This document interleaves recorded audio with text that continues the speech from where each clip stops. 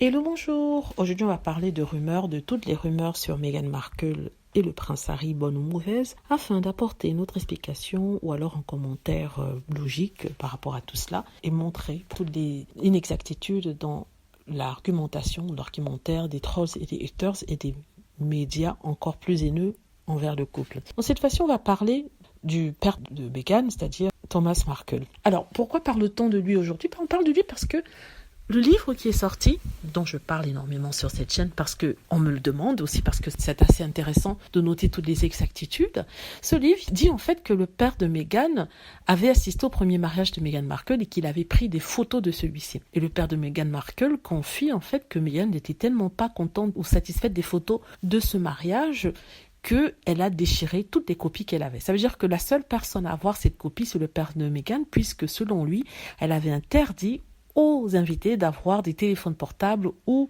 d'avoir quelque chose pour garder un quelconque souvenir que ce soit. Ce qui me semble quand même étrange. Alors, la question que je pose est la suivante. Si c'est vrai que personne d'autre n'avait de copie des photos et que Meghan Markle avait détruit ses seules copies, comment se fait-il qu'on ait eu dans les médias des photos montrant le mariage de Meghan, sachant que seule Doria et Thomas ont assisté à ce mariage-là. Il n'y avait pas d'autres personnes de la famille de Meghan Markle, personne qui aurait pu vendre ces photos-là, ou donner à la presse.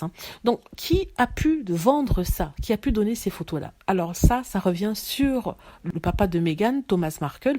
En fait, ici, si ce qu'il dit est vrai, il s'incrimine parce qu'on a vu des photos étalées dans toute la presse et ça veut dire qu'en fait, c'est lui qui aurait vendu ces photos-là. Vous vous rendez compte qu'un père vend les photos de mariage, photos privées personnelles de sa fille aux médias. Donc, c'est ça qui m'a frappé dans ce livre-là. Mais je ne pense pas que Meghan ait détruit cette photo. Elle a peut-être fait après le divorce, mais dire qu'elle les ait détruites à ce moment-là, je ne le pense pas.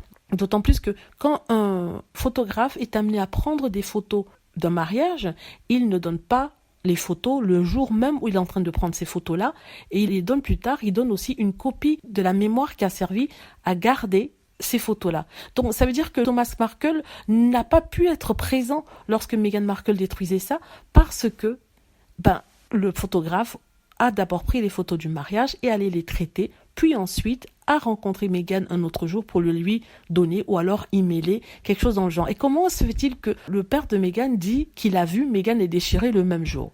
C'est impossible. On ne donne pas les photos de mariage le même jour, on les donne à un moment différent. Donc, on voit ici qu'il ment. Mais c'est terrible parce que l'auteur du livre ne fait pas de remarques dans ce sens-là. Pour nous, si ça nous semble logique que le jour du mariage, il est impossible qu'elle déchire ses photos puisqu'elle ne les a pas sur elle, comment se fait-il qu'il n'ait pas posé ce genre de questions-là? Voilà, c'est tout ce que je me pose comme question. Voilà, dites-moi ce que vous en pensez. J'espère que vous avez aimé la vidéo. N'hésitez pas à cliquer sur like si c'est le cas, à vous abonner pour plus de vidéos et à cliquer sur la petite cloche afin d'être averti lorsque je poste une nouvelle vidéo. Merci.